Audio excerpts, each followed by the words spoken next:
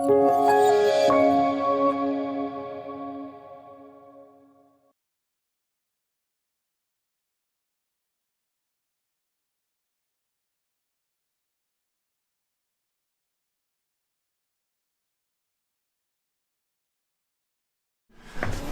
à tous, je m'appelle Yves Gaël Chény, je travaille actuellement chez Empreinte Digitale. Je ne fais plus spécialement de temps réel et de développement embarqué, mais j'en ai fait pendant pas mal d'années avant. Donc on reste dans la thématique de l'open source et du logiciel libre, et du coup sur un thème un peu plus technique qui est les OS temps réel. Donc alors, qu'est-ce que c'est un OS temps réel par rapport à un système d'exploitation classique? C'est un OS qui garantit des temps d'exécution qui sont prévisibles. Donc un OS classique par exemple, vous avez plusieurs threads, plusieurs tâches, plusieurs processus. Vous savez qu'elles vont se finir à un moment, mais en fonction de la priorité définie par le système d'exploitation de la tâche, donc sous Linux du Nice ou autre, vous allez avoir un temps d'exécution qui peut être extrêmement variable, en fonction du nombre d'interruptions qui peuvent arriver, du nombre de requêtes sur votre serveur web ou autre. Avec un OS temps réel, c'est mesurable. Avec un OS classique, ça ne l'est pas. Par contre, ce n'est pas parce qu'on utilise un OS temps réel que le temps est garanti d'avance. Il faut bien sûr accepter ses contraintes dans sa façon de développer, prendre le temps de bien tuner l'OS temps réel, de façon à arriver au résultat prévisible. Donc, classiquement, sur un OS temps réel, il y a deux types d'ordonnancement. Le preemptive ou le time slice, à savoir, soit c'est la tâche la plus prioritaire qui dit « j'ai besoin du temps de travail » et l'ordonnanceur lui dit « ok, j'arrête le reste, vas-y, travaille ». Typiquement, je sais pas, un événement, on appuie sur un bouton, il y a un traitement à faire aussitôt sur une interruption. Soit le time slice, c'est un timer qui vient ponctuellement dire « ok, je change de tâche », de façon à ce que toutes les tâches parallèles de l'OS temps réel aient le même temps de calcul processeur disponible pour s'exécuter. Par rapport à un OS non temps réel, où souvent les ordonnanceurs sont beaucoup plus complexes. Il peut y avoir des round robin avec des priorités, des temps qui varient, il peut y avoir des tâches qui sont dépendantes les unes des autres, qui fait que la tâche A va se finir avant la tâche B et finalement être interrompue au milieu. Donc, l'un de ces OS temps réel, libre, c'est Contiki. Je ne sais pas si vous en avez déjà entendu parler. Donc c'est un OS temps réel donc, qui est sous licence BSD, donc vous pouvez y contribuer. Je vais présenter que des OS libres de toute façon. Donc sa conception est extrêmement modulaire, c'est-à-dire que c'est plein de petits blocs. On peut choisir les fonctionnalités, ça va de juste avoir une micro-tâche qui s'exécute, à des tâches réseau plus complexes. Comme ça a été réfléchi réseau de capteurs à l'origine, c'est vraiment adapté pour ça. Donc il y a une empreinte mémoire qui est toute petite parce que c'est fait pour s'exécuter sur des petits microcontrôleurs ou des tout petits processeurs. C'est orienté basse consommation parce que qui dit capteur dit pas forcément une source d'énergie à porter, ça peut être une pile, un panneau solaire, n'importe quoi. Et des mécanismes de communication parce que forcément ces informations, ces capteurs, on va vouloir les remonter à une passerelle de façon à les recentraliser par exemple sur un serveur de données divers et variés. Et donc notamment il y a une très bonne gestion de l'IPv6, ce qui est assez remarquable dans des OS temps réel où c'est pas toujours hyper bien pris en charge, avec le syslopad entre autres. Il y a aussi une gestion du système de fichiers, parce que qui dit capteur dit souvent données à stocker pour ne pas avoir besoin de remonter les infos toutes les millisecondes ou toutes les 10 millisecondes. Donc il y a la gestion de stockage qui est native. Et l'ordonnancement est événementiel par défaut, c'est-à-dire que par exemple on détecte une variation de température, ou on détecte qu'il y a un objet lourd qui vient de se poser suivant le type de capteur.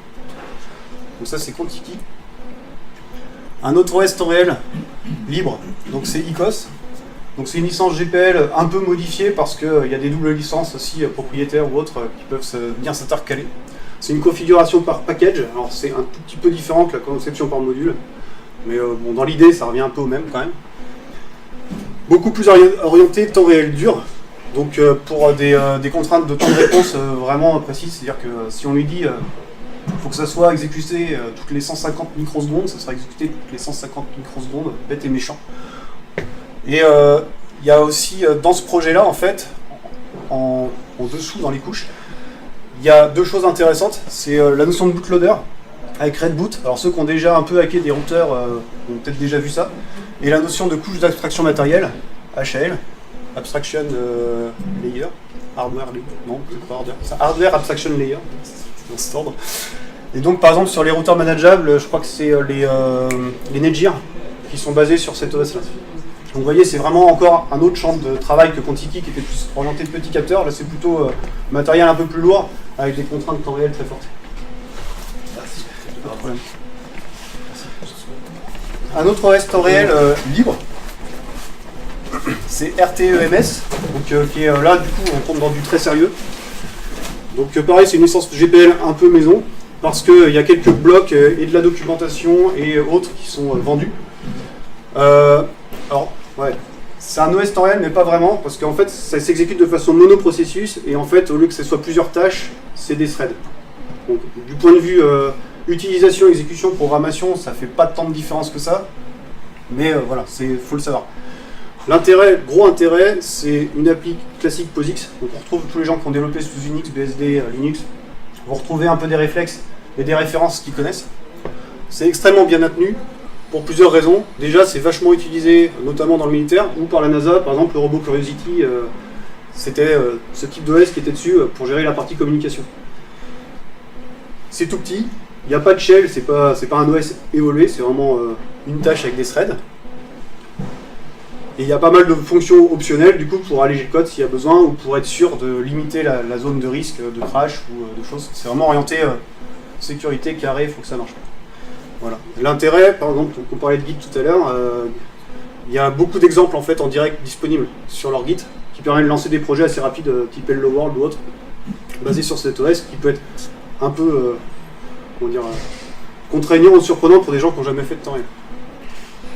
Un autre OS temps réel, qui est probablement l'un des plus connus actuellement et qui est très utilisé dans l'industrie, que j'ai pas mal utilisé pour ma part, c'est FreeRTOS. Donc du coup, licence GPL maison aussi. Il y a une très large base matérielle, ça c'est intéressant. La plupart des fournisseurs de composants électroniques type system on chip, microcontrôleurs fournissent sont du moins supportés par la communauté ou fournissent eux-mêmes ce qu'il faut pour que ça marche. Par exemple, Microchip avec le PIC32, si ça dit des choses à certains, fournit dans son environnement de programmation MPLAB X de quoi configurer avec un framework harmonique et un peu lourd, de quoi configurer assez rapidement un FreeRTOS qui fonctionne. Alors attention, il fonctionne, mais dès qu'on commence à tuner, il faut mieux bien connaître quand même derrière, ça fait pas tout seul. C'est très petit de base, donc peu de place en mémoire vive et peu de place en ROM. Par contre, contrairement à Contiki qui est vraiment orienté réseau et qui du coup est très léger même avec du réseau, FreeRTOS, quand on commence à rajouter toutes les stacks IP, etc., ça devient vite gros. Donc ça rajoute quand même rapidement 35K, donc c'est pas... Après il y a moyen de mettre des stacks plus petites qui existent aussi, parce qu'on n'est pas obligé d'utiliser la stack fournie par FreeRTOS TCP+. L'ordonnancement peut être très simple ou il peut être très complexe, avec des systèmes, il y a toute une notion de sémaphore, de mutex, avec des priorités de réveil. On peut dire à une tâche, tu attends tel événement et je te notifie. C'est souvent la version la plus optimisée pour avoir une réaction rapide. Par contre, ça prend vite beaucoup de place, parce que c'est des grosses structures qui gèrent très bien les priorités, du coup, qui gèrent bien toutes les problématiques forcément liées au mutex sur ce genre de projet. Mais par contre, ça prend très vite beaucoup de mémoire. Et actuellement, c'est poussé très fort par Amazon, en fait, pour leur cloud objets connectés AWS, et du coup, qui donnent de l'argent et qui contribuent, qui poussent à contribuer à ce projet et qui proposent des plateformes un peu prépackagées pour utiliser FreeRTOS sur des objets connectés qui viendraient se connecter à leur cloud. Voilà. Sinon, pour info, il y a une version qui s'appelle SafeRTOS, qui est dédiée aux marchés critiques avec déjà des pré-certifications sur notamment par exemple l'ISO 26262 qui est pour tout ce qui est véhicule automotive. Dans les OS temps réel, on peut aussi parler du coup des... alors c'est un peu à part, c'est tout ce qui est Linux RT, Xenomai ou RTAI. Donc c'est principalement des patchs qui viennent s'ajouter au noyau Linux. Donc l'intérêt c'est de gagner, de conserver tout ce qui existe déjà sous Linux, ce qui est très vaste, parce que forcément quand on part d'un FreeRTOS et qu'on doit développer ses propres drivers, ça augmente d'autant le temps de dev et le temps de test. Donc après il y a plusieurs approches, c'est-à-dire que par exemple Xenomai RTAI c'est une approche de noyau, il y a un noyau temps réel qui va exécuter les tâches à contrainte de timing forte, et il y a quand même une partie noyau qui va continuer à pouvoir exécuter des tâches normales d'un Linux. Alors il peut y avoir des blagues quand même, il faut se méfier. On peut aussi configurer depuis, je ne sais plus quelle version du noyau, le préamp RT. Par contre, ça reste du temps réel mou, parce que le noyau Linux, il a quand même d'autres choses à faire. Et du coup, même si les temps sont plus fiables qu'avec un noyau Linux non configuré de cette façon-là, ça reste pas aussi précis. Et par exemple, avec Xenomai, il y a la notion de latence, parce que du coup, il prévoit le fait qu'il va y avoir une latence dans le traitement par le noyau. Du coup, il faut quand même mesurer ces latences sur son hardware cible avec le programme qu'on a commencé à faire, de façon à pouvoir jouer un peu de cette latence pour la prévoir dans les timings pour être vraiment bien carré. Donc, vous voyez quand même, il y a quand même une grosse nuance par rapport à un OS temps réel. Voilà. Je ne sais pas si vous avez des questions. J'espère que j'ai pas été trop technique. Et voilà.